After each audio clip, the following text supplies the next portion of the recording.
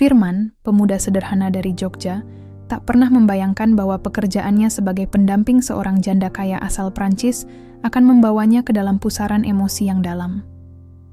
Claire Duba, pemilik galeri seni di Paris, datang ke Bali mencari angin segar dalam hidupnya yang kesepian. Dalam perjalanan penuh warna di Kuta dan sekitarnya, keduanya saling mengenal, tertawa, dan membuka luka lama.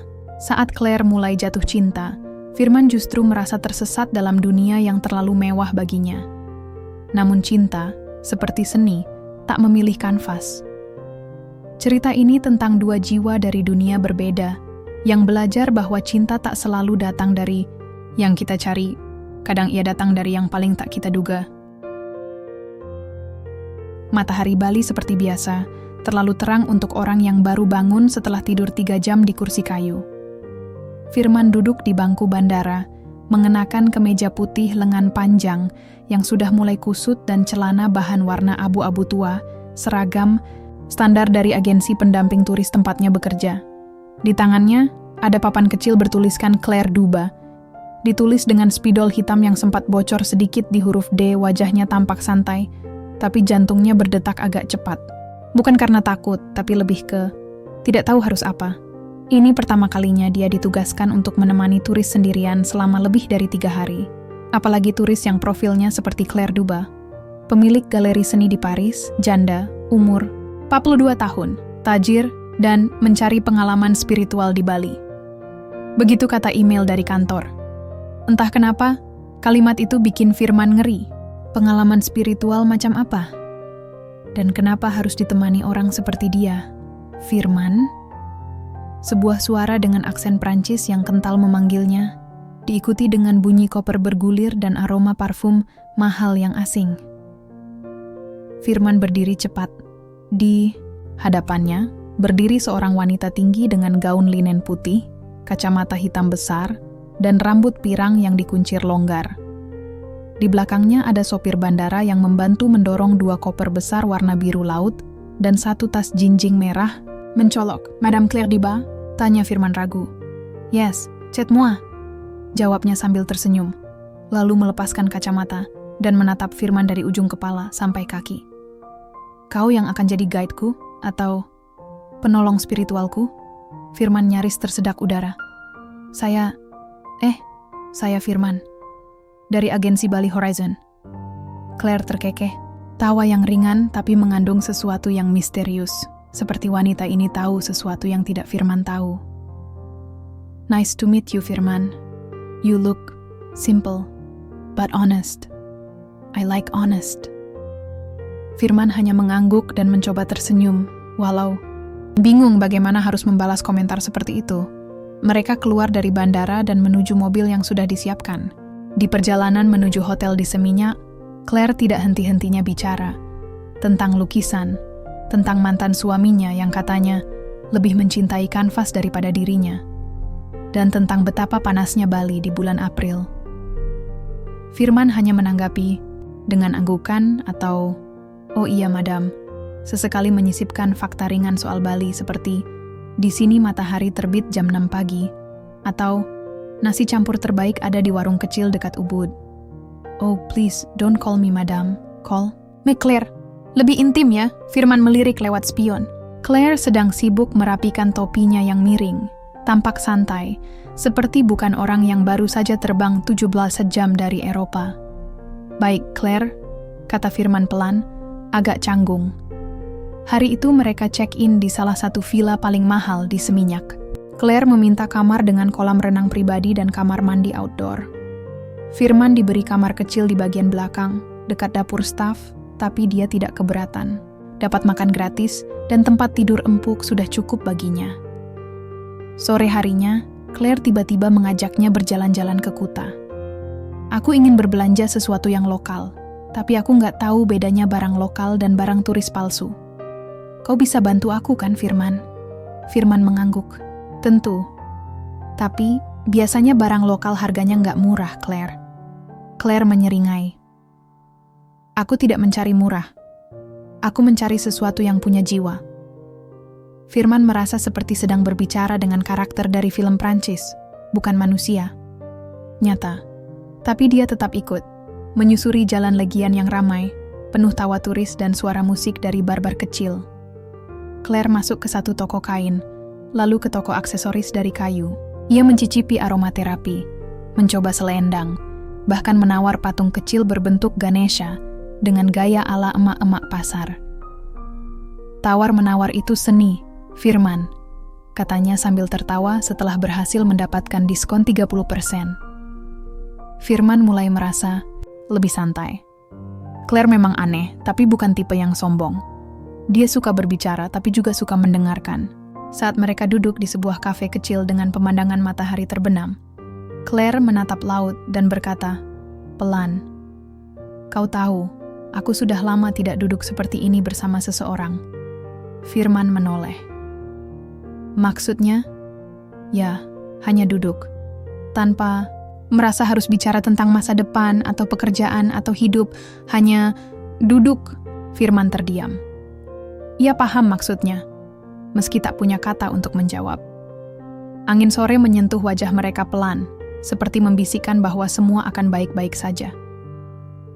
Malamnya, setelah Claire kembali ke villa dan masuk ke kamar, Firman duduk sendirian di kursi kayu dekat kolam renang. Ia memandangi pantulan cahaya lampu di air, sambil berpikir, kenapa wanita seperti Claire butuh ditemani oleh orang seperti dia? Dia tak tahu jawabannya. Tapi untuk pertama kalinya sejak menerima tugas ini, dia merasa penasaran. Bukan karena bayaran yang tinggi, tapi karena wanita itu punya kesedihan dalam tawanya. Dan entah kenapa, Firman ingin tahu cerita di balik itu. Mungkin, pikir Firman sambil meneguk teh hangat dari dapur, pekerjaan ini lebih dari sekadar menemani. Mungkin, ini awal dari sesuatu yang belum ia mengerti. Dan malam Bali pun melanjutkan nyanyiannya. Bali selalu terasa berbeda saat malam turun. Langit berubah jadi kain hitam pekat, dihiasi bintang-bintang yang malu-malu menyapa. Di villa tempat Claire menginap, suara jangkrik dan gemercik air dari kolam renang menciptakan suasana yang jauh dari kata turistik. Firman duduk di teras belakang, mengenakan kaos oblong dan celana pendek, menikmati semangkuk mie instan yang ia masak sendiri di dapur staf. Hari itu cukup melelahkan. Claire berbelanja hampir 4 jam di Kuta, lalu mengajaknya ke spa, lalu makan malam di restoran Jepang yang, jujur saja, nama menunya membuat Firman merasa seperti membaca mantra sihir. Ia baru saja menyeruput kuah, terakhir ketika suara langkah kaki mendekat. "Firman, kau masih bangun?" Suara Claire. Lembut. Tapi malam itu ada sesuatu yang berbeda. Lebih pelan, lebih hening. Firman menoleh. Claire berdiri tanpa riasan, hanya mengenakan kimono tipis, warna biru muda, rambutnya dibiarkan tergerai, dan di tangan kanannya ada 2 gelas wine. "Aku nggak bisa tidur." "Boleh duduk?" tanyanya. Tentu Claire. Claire duduk di kursi sebelahnya dan menyodorkan salah satu gelas ke Firman. "Aku nggak biasa minum wine, loh," kata Firman sambil menerimanya pelan. "Coba saja sedikit. Kadang hidup butuh rasa yang berbeda." Mereka diam beberapa saat. Hanya suara kodok dari kejauhan dan angin malam yang menemani. Lalu, tiba-tiba Claire bicara. "Suamiku dulu suka malam seperti ini." Firman menoleh. "Namanya Michael. Dia pelukis, tapi bukan pelukis yang kaya. Justru akulah yang mendanai semua galeri kami." Ironis ya. Firman tidak menjawab, hanya mendengarkan. Dia punya hati yang sangat rumit, kadang hangat, kadang dingin, seperti angin laut. Tapi aku mencintainya, sangat. Bahkan ketika dia lebih mencintai cat minyaknya daripada aku. Claire menyesap wine-nya perlahan. Wajahnya terlihat tenang, tapi matanya menyimpan laut yang bergolak. 5 tahun lalu dia sakit, kanker hati. Dan saat dia meninggal, aku merasa bukan hanya kehilangan suami, tapi kehilangan teman, kehilangan musuh, kehilangan seseorang yang bisa membuatku merasa hidup. Firman masih diam. Ia ingin mengatakan sesuatu, tapi tak tahu kata yang tepat. Sejak itu, aku mencoba menemukan diriku lagi. Lewat seni, lewat perjalanan. Tapi ternyata, menemukan diri itu sulit. Apalagi setelah separuh jiwamu pergi. Claire tertawa kecil, pahit. Aneh, ya, aku cerita begini ke orang yang bahkan belum kukenal lebih dari 3 hari. Firman akhirnya bicara, pelan. Mungkin karena saya orang baru, Claire. Kadang lebih gampang bicara ke orang asing daripada orang yang kita kenal. Claire mengangguk, setuju. Ia menatap Firman cukup lama, seperti mencoba membaca isi pikirannya. Dan kau sendiri, Firman, kenapa kau memilih pekerjaan ini? Kau punya mimpi. Pertanyaan itu sederhana, tapi mengguncang. Firman mengalihkan pandangannya ke kolam. Ayah saya tukang servis motor. Ibu jualan soto di depan rumah. Saya kuliah sambil kerja. Dulu pengen jadi arsitek, tapi hidup nggak selalu sesuai rencana. Claire menyandarkan kepalanya ke sandaran, kursi.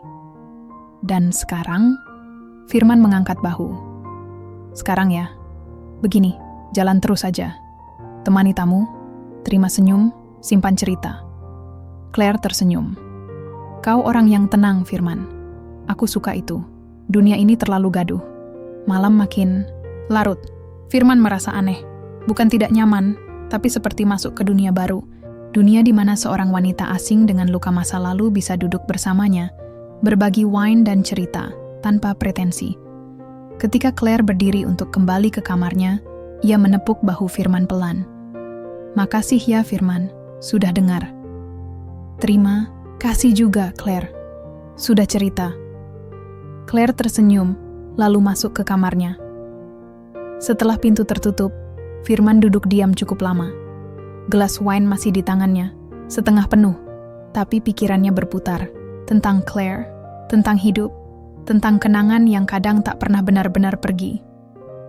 Dan malam Bali, untuk kedua kalinya, menyanyikan lagu yang berbeda. Lebih lembut, lebih jujur. Firman tahu, ini bukan liburan biasa. Ada sesuatu yang perlahan tumbuh di antara mereka. Sesuatu yang belum bisa ia beri nama? Belum.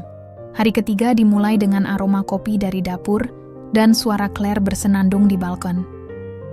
Firman baru saja selesai mencuci muka ketika melihat Claire berdiri menghadap laut, mengenakan piyama satin biru muda dan sandal rumah berbulu. Ia tampak seperti potongan dari majalah fashion Paris, tapi dengan mata lelah yang hanya bisa dimiliki seseorang yang terlalu lama memikul kenangan. Aku mau ke Ubud hari ini, katanya begitu melihat Firman muncul. Ada galeri kecil yang kuincar sejak lama. Katanya di sana juga ada pelukis lokal yang lukisannya pakai kopi. Menarik, kan? Lukisan pakai kopi? Firman tertawa kecil. Kalau saya yang bikin, palingan kayak bercak tumpahan kopi. Claire ikut tertawa. Aku suka tawamu, Firman. Itu membuat pagi terasa tidak terlalu berat. Ucapan itu sederhana, tapi jantung Firman sempat kehilangan 1 detak. Ia mengalihkan pandangan, berpura-pura sibuk memeriksa jadwal. Mereka berangkat ke Ubud siang itu. Perjalanan lewat jalan berliku dan sawah-sawah hijau membuat suasana mobil lebih tenang. Claire memutar lagu-lagu Prancis lama. Firman tidak paham liriknya, tapi ia menikmatinya. Suaranya merdu, lembut seperti cerita pengantar tidur. Galeri yang mereka kunjungi tersembunyi di antara deretan kafe dan toko cenderamata. Kecil, tapi penuh warna. Dindingnya dipenuhi lukisan surrealis dan abstrak. Kebanyakan buatan seniman lokal. Claire berjalan perlahan, menyentuh bingkai demi bingkai, seperti membaca buku harian yang tidak ditulis dengan kata-kata. Aku suka ini, katanya, menunjuk lukisan seorang wanita dengan mata besar dan latar belakang bintang-bintang. Ada sesuatu yang rusak tapi cantik. Firman menatap lukisan itu. Saya lihatnya malah agak sedih, ya. Claire mengangguk. Memang sedih, tapi kita kan juga begitu, Firman. Manusia. Rusak tapi tetap bisa kelihatan indah. Ia menoleh pada Firman dengan mata yang tak lagi asing. Ada sesuatu yang berubah. Bukan hanya kedekatan, tapi rasa nyaman yang datang diam-diam, tanpa mereka sadari. Setelah membeli 2 lukisan dan 1 patung kecil dari kayu, Claire mengajak Firman ke sebuah butik lokal. Tanpa peringatan, ia menyuruh Firman masuk dan mencoba kemeja linen putih serta celana kain longgar warna krem. Coba ini, kau terlalu formal. Aku ingin lihat sisi santaimu. Firman protes setengah hati, tapi akhirnya menuruti. Ketika keluar dari kamar pas, Claire berseru, "Nah, ini dia. Sekarang kau kelihatan seperti karakter film indie."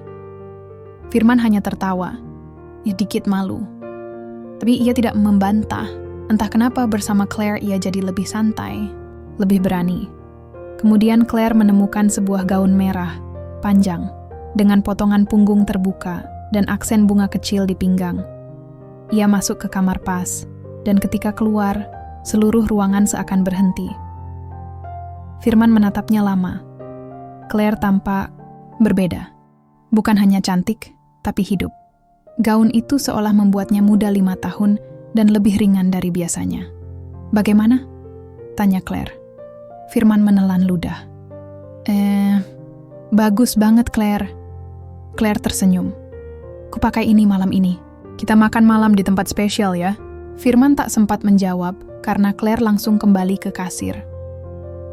Malamnya, mereka duduk di restoran tepi sawah, diterangi cahaya lilin dan suara alunan gamelan lembut. Claire tampak mempesona dengan gaun merahnya, rambut disanggul sederhana, dan anting-anting emas kecil. Makan malam berjalan santai. Mereka tertawa, bercerita, bahkan saling mengejek soal selera musik dan makanan. Tapi di tengah tawa itu, Claire tiba-tiba meletakkan garpunya dan menatap Firman. "Kau tahu kenapa aku ke Bali?" tanyanya. Firman berhenti mengunyah. "Untuk liburan?" Claire menggeleng. "Aku mencari sesuatu. Atau seseorang." Firman terdiam. "Sejak Michelle meninggal, aku merasa dunia ini terlalu besar dan terlalu kosong. Aku butuh seseorang yang bisa membuatku merasa terisi lagi. Bukan untuk menggantikan Michelle, tapi untuk menyembuhkan luka yang dia tinggalkan." Suasana berubah sunyi. Aku pikir, mungkin aku bisa menemukannya di tempat seperti ini. Di tempat yang jauh dari rumah. Di tempat di mana aku bisa jadi siapapun yang aku mau. Claire menatap Firman dalam-dalam. "Dan mungkin aku menemukannya." Firman merasa jantungnya berhenti sejenak. Dunia seperti mengecil, menyisakan hanya mereka berdua dan suara gemerisik angin malam. "Tapi Claire, saya ini bukan cuma Firman. Kau tulus, itu langka. Dunia seperti milikku terlalu penuh kepalsuan. Kau seperti air segar." Firman tidak tahu harus menjawab apa. Ia merasa senang, takut, tersanjung, sekaligus bingung. Ini terlalu cepat, terlalu indah, dan juga terlalu rumit. Malam itu, saat mereka kembali ke villa, Claire menyentuh tangan Firman sebentar sebelum masuk ke kamarnya. "Terima kasih sudah bersamaku hari ini." Firman mengangguk pelan. Ia ingin berkata sesuatu, tapi kata-kata rasanya tak cukup. Dan malam Bali, yang biasanya tenang, kini terasa sedikit berbeda. Ada sesuatu yang bergetar di udara, antara ketertarikan, kekhawatiran, dan harapan yang belum berani diucapkan. Firman duduk sendirian di tepi kolam lagi malam itu. Tapi kali ini, gelas wine di tangannya kosong, dan pikirannya penuh. Firman duduk di ruang tamu villa dengan setumpuk brosur wisata di tangannya. Hari sudah siang, tapi Claire belum keluar dari kamarnya. Biasanya, wanita itu sudah menyapa dengan kopi di tangan dan cerita aneh tentang mimpi semalam. Tapi pagi ini, sunyi. Sejak malam di restoran itu, malam ketika Claire bicara soal mencari seseorang, segala sesuatu di antara mereka terasa berbeda. Bukan buruk, hanya tidak senyaman sebelumnya. Firman masih bersikap seperti biasa, tapi dalam hatinya ada kabut yang mulai tumbuh. Ia mencoba menepis pikiran-pikiran aneh itu. Tapi suara Claire semalam masih terngiang jelas di telinganya. Dan mungkin aku menemukannya. Dan sejujurnya, Firman takut. Tak lama kemudian, pintu kamar Claire terbuka. Ia keluar dengan kaos putih polos dan celana pendek santai, wajahnya tanpa riasan, rambut digerai seadanya, tapi senyumnya tetap memikat. "Tetap Claire." "Pagi," sapanya. "Pagi, jawab Firman sambil berdiri, agak kaku. Claire menatapnya. Sesaat. Kau seperti orang yang baru ketahuan curi mangga. Firman memaksakan senyum. Enggak, cuma mikir itinerary aja. Claire tidak menjawab. Ia duduk di sofa, menyeduh teh, dan menatap Firman dengan ekspresi yang tidak biasa. Bukan marah, tapi seperti ingin bicara, tapi menahan diri. Aku tahu kau menjauh, katanya akhirnya. Firman langsung menoleh. Enggak, saya enggak. Tapi, kau mulai menjaga jarak. Aku bisa rasakan Firman. Suasana langsung terasa tegang, seolah udara villa menjadi lebih berat. Firman menarik napas dalam. Saya cuma enggak mau salah paham, Claire. Saya di sini kerja, dan saya takut kalau semua ini jadi terlalu pribadi. Claire tertawa kecil, tapi tawanya kering. Terlambat, Firman. Ini sudah terlalu pribadi sejak malam kita bicara soal masa lalu. Firman duduk pelan, menatap lantai. Ada banyak hal yang ingin ia katakan, tapi semuanya menggumpal di tenggorokan. Kau takut padaku? Tanya Claire. Bukan takut, jawab Firman pelan. Saya takut kecewa. Saya takut merasa sesuatu yang seharusnya enggak saya rasakan. Dunia Claire dan dunia saya beda. Claire menatapnya lama. Kenapa semua orang selalu bicara soal dunia yang berbeda? Kita ini bukan planet, kita manusia. Tapi saya ini bukan siapa-siapa, Claire. Saya bukan seniman, bukan orang kaya, bukan pria dari Paris yang ngerti cara berdansa dan bicara soal seni. Saya cuma Firman, anak tukang servis motor dari Jogja. Dan aku Claire, janda umur 42, pemilik galeri seni yang kesepian setengah mati. Apa itu membuatku lebih dari kamu? Claire berdiri. Emosinya mulai naik. Kau tahu kenapa? Aku memilih ke Bali, bukan ke Roma atau Tokyo atau Maroko. Karena aku ingin merasa hidup lagi. Aku ingin sesuatu yang nyata. Dan ketika aku ketemu kamu, aku pikir, mungkin ini jalannya. Firman berdiri juga, tak ingin Claire merasa sendirian di tengah gejolak ini. Tapi cinta itu bukan hal yang bisa dipaksakan, Claire. Siapa yang memaksa, Firman? Suara Claire mulai serak. Aku tidak minta kau mencintaiku sekarang juga. Aku hanya jujur. Aku bilang aku jatuh cinta. Itu bukan perintah. Itu perasaan. Suasana hening. Sangat hening. Bahkan suara jangkrik pun seolah berhenti untuk mendengar. Air mata Claire jatuh pelan di pipinya. Ia segera menyeka. Tapi Firman sudah melihatnya. Maaf, kata Firman pelan. Claire menggeleng. Tidak perlu minta maaf, aku hanya kecewa. Bukan padamu, tapi pada harapan yang kupasang terlalu tinggi. Ia melangkah pelan ke arah pintu kamarnya. Tapi sebelum masuk, ia berkata, aku akan ke Paris minggu depan. Kalau kau berubah pikiran, aku ingin kau ikut. Pintu tertutup. Firman berdiri lama di ruang tamu. Dunia terasa seperti tenda sirkus yang tiba-tiba runtuh. Ia duduk kembali, wajahnya tertunduk. Ia sadar, bukan karena Claire salah, atau ia yang salah. Tapi karena mereka berdua adalah dua orang yang mencoba bertemu di tengah. Dan kadang, tengah itu terlalu jauh. Malamnya, Claire tidak keluar kamar. Firman juga tidak makan. Ia duduk di tepi kolam, seperti biasa, tapi tanpa gelas wine. Hanya dirinya sendiri dan suara air yang entah kenapa terdengar seperti isak pelan. Ia memejamkan mata. Dan di dalam gelap itu, ia sadar. Ia tak hanya kagum pada Claire. Ia juga takut kehilangan wanita itu. Hari-hari setelah percakapan malam itu terasa seperti berjalan di atas kerikil.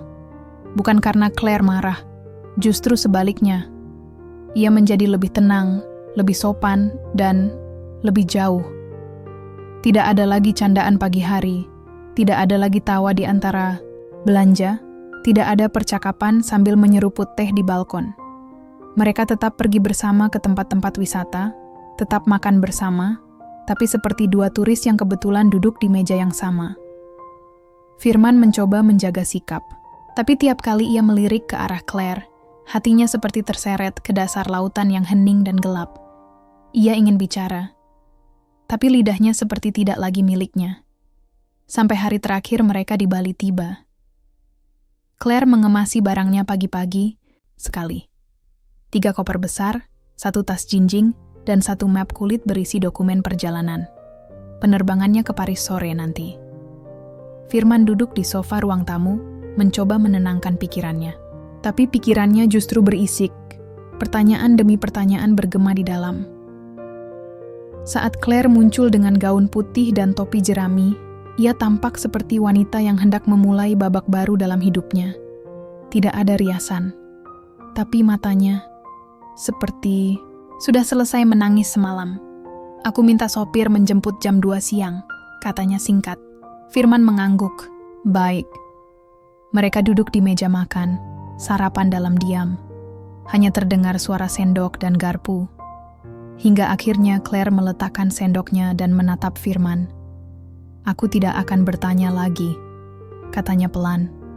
Soal Paris, aku tidak ingin memaksamu.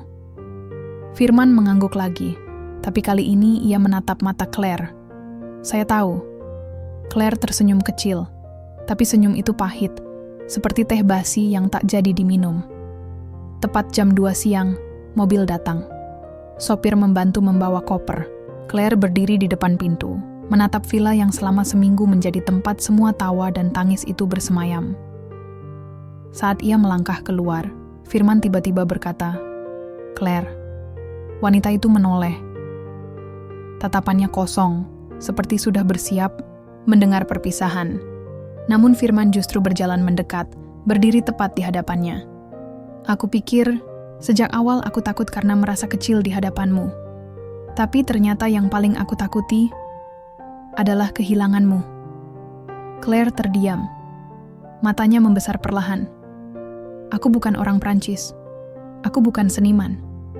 Aku bukan siapa-siapa yang bisa kau banggakan ke teman-temanmu di Paris. Tapi aku tahu satu hal. Lanjut Firman. Suaranya mulai bergetar. Saat bersamamu, aku merasa jadi orang yang lebih baik. Aku merasa hidup. Claire menatapnya lama, sangat lama. Dan perlahan, air mata mengalir di pipinya. Lalu, bisiknya. Apa artinya itu Firman? Firman menarik napas dalam. Aku nggak tahu seperti apa Paris. Aku bahkan belum pernah ke luar negeri. Tapi, kalau kau masih mau, aku akan ikut. Claire menutup mulutnya, berusaha menahan isak. Tapi, suaranya pecah juga. Kau yakin? Firman tersenyum. Aku lebih takut menyesal daripada takut naik pesawat. Claire tertawa dalam tangisnya, lalu memeluk Firman erat. Tak ada kata. Hanya pelukan yang dalam dan lama, seolah mereka mencoba mengisi semua celah kosong dalam diri masing-masing. Sopir berdiri canggung di sebelah mobil, tapi tak ada yang peduli. 1 jam kemudian, mereka duduk berdampingan di kursi bandara. Claire menggenggam tangan Firman erat, dan Firman memandang pesawat di landasan dengan perasaan yang belum pernah ia rasakan sebelumnya. Bukan takut, bukan ragu, tapi tenang. Ia tak tahu seperti apa masa depan, tapi ia tahu, ia memilihnya. Dan kali ini, langkah kecilnya menuju sesuatu yang besar.